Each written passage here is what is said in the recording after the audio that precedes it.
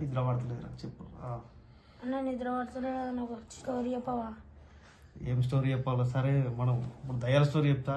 అరే లైట్ బంద్ చేయపోరా.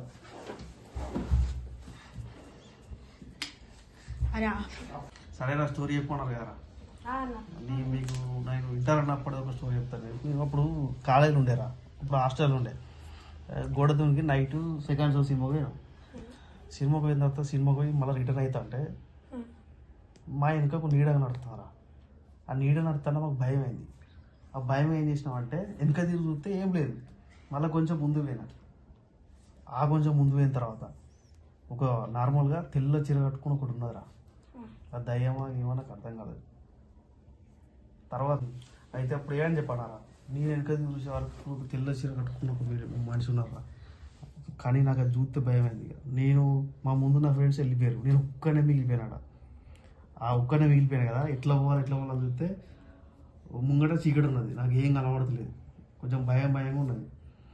చేతిలో నా దగ్గర ఫోన్ కూడా లేదురా, అప్పుడు వింటారు కదా, ఫోన్ కూడా లేదురా నాకు ఆ టైంలో.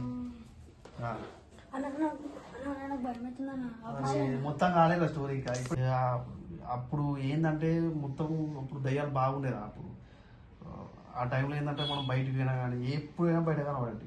ఇక మేము అప్పుడు సినిమా పోయినాం కాబట్టి నైట్ మళ్ళీ ఒక్కటి. అయితే అప్పట్లో దయ్యాల కథలు బాగుండేరా.